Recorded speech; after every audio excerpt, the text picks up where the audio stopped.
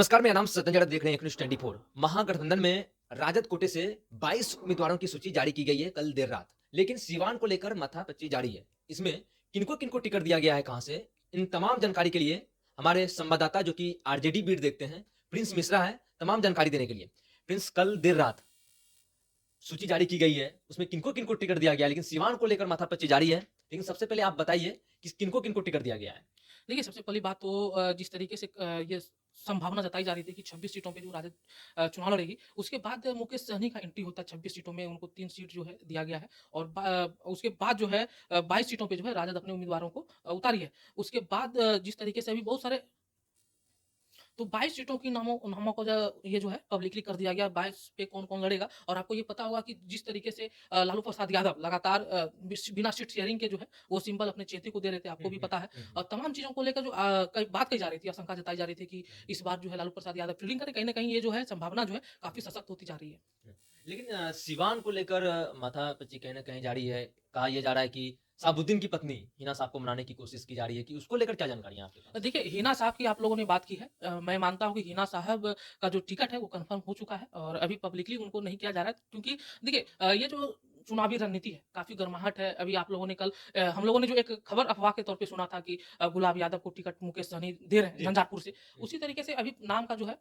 Publicly नहीं किया गया, आधिकारिक तौर पे पुष्टि नहीं की गई है। लेकिन ये मैं दावे के साथ बोलता हूँ हिना साहब वहाँ से लड़ेंगी चुनाव। लेकिन इस लिस्ट में कुछ लिस्ट में नाम जो है, इसमें कुछ-कुछ नाम है, इसमें देखिए गया से जो म सुरजीत एनडीए के प्रत्याशी हैं, जीतन राम मांझी को टक्कर देंगे। गया से कुमार सर्वजीत पासवान हैं, नवादा से श्रवण कुमार कुशवाहा हैं। और सबसे बड़ी बात ये है कि बक्सर को लेकर सुधाकर सिंह, जो कि एक नए चेहरे वहाँ पे एनडीए की तरफ से उतारे गए हैं, भारतीय जनता पार्टी ने टिकट दिया है। और सबसे बड़ी बात है कि पाटलिपुत्रा से तो आप लोगों को पता ही होगा कि मीसा भारती को टिकट दिया गया है। सारण से प्रत्याशी बनाए गए हैं रोहिणी आचार्य, जो कि लालू की लाडली, किडनी ट्रांसप्लांट किया था। और उनके विपक्ष में रोहिणी आचार्य के विपक्ष में राजीव प्रताप रूडी, जो कि चौथी बार वो अपना, जो कि 1996 में पहली बार सांसद बने थे, 1990 से वो विधायक बनते आ रहे हैं। लेकिन ये उनका तीसरा टर्म होगा वहाँ से 2014 में, 2019 में। अटल और मोदी के राज में दोनों में मंत्री रह चुके हैं रोहिणी आचार्य। लेकिन सीवान को लेकर हिना साहब को मनाने की कोशिश की जा रही है कि हिना साहब को कंफर्म टिकट नहीं, अगर टिकट मिलता है तो वो निर्दलीय चुनाव लड़ जाती हैं। क्योंकि उनको, उनके पास जो है सीवान में राजपूत वोट जो है, राजपूत समाज से जो वोट आते हैं, कहीं न कहीं शहाबुद्दीन को लेकर कहीं न कहीं उनमें सिम्पैथी है।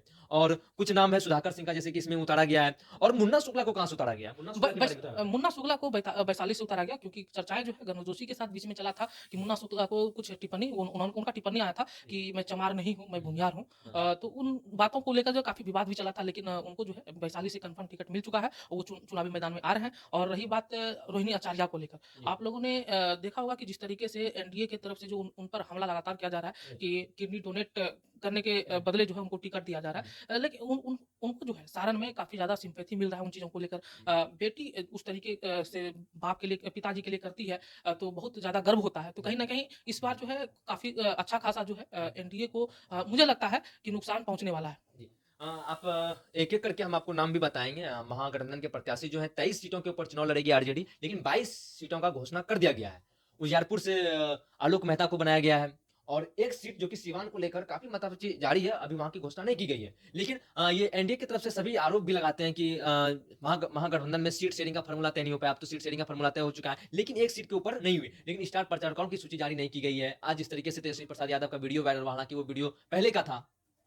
देखिए ये एक अभी चुनाव के समय में जिस तरीके से आपने वीडियो वायरल का बात कहा या चुनावी मैदान में आज जो है एक गृह मंत्री भी आ रहे हैं एनडीए से जी। और जो अभी चुनावी मैदान में लोग उतरेंगे जिस भी हुँ, पार्टी का उतरेंगे हुँ, उनको तो ये लगा रहता है ना कि हमारे प्रत्याशी जो है जीत के आए तो जी। उनका कैंपेनिंग करना उनका दायित्व होता है हुँ, कि हमारे प्रत्याशी को किस तरीके से हम मजबूत करें लोगों हुँ, को किस तरीके से आकर्षित करें हुँ, हुँ, और हुँ, तेजस्वी यादव ये बार बार कह रहा है कि हुँ, बिहार में इस बार जो है रोजगार की बात होगी डेवलपमेंट की बात होगी जी। और युवाओं को किस तरीके से आगे बढ़ने का जो हुँ, टेक्नोलॉजी से जुड़ने की बात कही हुँ, जा रही थी हुँ, उन चीज़ों को बात लेकर जो है बात कही जाएगी। हुँ, साथ में साथ ही साथ जो बिहार हुँ, खेल से अछूता है हुँ, कहने का ये अर्थ है कि खेल जगत में हुँ, बिहार का कोई स्थान अभी नहीं फिलहाल है। हुँ, उन चीज़ों को जिस तरीके से तेजस्वी यादव लाने का काम किया है, उन चीज़ों को देखते हुए हुँ, युवाओं हुँ, का काफ़ी ज़्यादा आकर्षण तेजस्वी यादव के प्रति हुँ, है। हुँ, तो कहीं न कहीं तेजस्वी यादव मुद्दा एक विज़न उनका है कि हम जो है डेवलपमेंट को लेके जाएँगे, रोजगार को लेके जाएँगे, बिल्कुल। स्पोर्ट्स को लेके जाएँगे। जिस हुँ, तरीके से युवाओं को अभी आपने देखा होगा कि पहली बार हुआ है बिहार में मेडल लाओ, नौकरी पाओ। हुँ, ये तेजस्वी यादव के कार्यकाल में ही हुआ है। हुँ, भले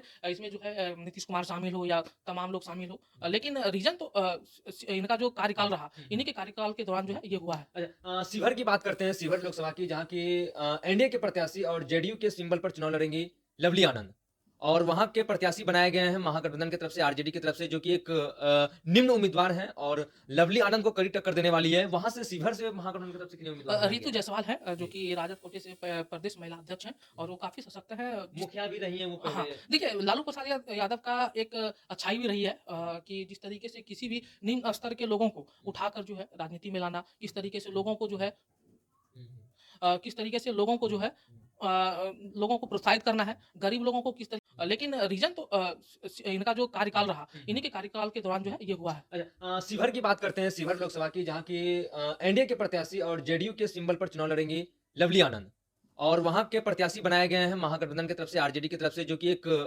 निम्न उम्मीदवार हैं और लवली आनंद को कड़ी टक्कर देने वाली है। वहाँ से शिवहर से महागठबंधन की तरफ से कितने उम्मीदवार बनाए गए रितु हैं? जायसवाल है, जो जी, कि राजद कोटे से प्रदेश महिला अध्यक्ष हैं और वो काफ़ी सशक्त हैं। मुखिया भी रही हैं वो हाँ, पहले। देखिए लालू प्रसाद यादव का एक अच्छाई भी रही है, कि जिस तरीके से किसी भी निम्न स्तर के लोगों को उठाकर जो है राजनीति में लाना, किस तरीके से लोगों को जो है लोगों को प्रोत्साहित करना है, गरीब लोगों को किस तरीके से आगे लाना है, तमाम चीज़ों को लेकर जो अभी भी तेजस्वी यादव वही मुद्दे को लेकर जो है काम कर रहे हैं।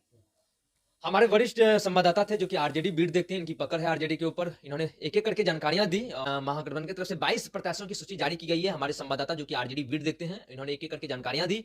22 सीट को लेकर क्या कौन कहाँ से चुनाव लड़ेंगी। शिवहर से जो कि रितु जायसवाल को उतारा गया है, जो कि आरजेडी के प्रदेश महिला अध्यक्ष भी हैं और ऐसे में 22 सीट की घोषणा कर दी गई है और देर रात वीआईपी के पार्टी से भी घोषणा कर दी गई। लेकिन ऐसे में सीवान सीट, जो कि इसके ऊपर लेकर भी माथापच्ची कहीं न कहीं जारी है। सीवान सीट को लेकर अभी कोई क्लियर नहीं हो पाया है, क्योंकि हिना साहब को भी मनाने की कोशिश की जा रही है। ये बताया जा रहा है कि हिना साहब वहाँ से चुनाव लड़ेंगी, महागठबंधन के प्रत्याशी बनाए जा सकते हैं, क्योंकि जो सिवान की जो अभी जो स्थिति है वोट की, मुझसे राजपूत की जो वोट है, वहाँ पे शहाबुद्दीन की सिंपैथी है, कहीं न कहीं उस फैक्टर भी हो सकता है। तो ऐसे में हिना साहब को भी मनाने की कोशिश की जा रही है। अगर हिना साहब को टिकट नहीं मिलता है, तो क्या वो निर्दलीय चुनाव चुनाव लड़ेंगी? ये भी एक चर्चाएँ बनी हुई है। इस पे तमाम जानकारी देने के लिए हमारे संवाददाता जो कि आरजेडी बीट देखते हैं, प्रिंस मिश्रा थे।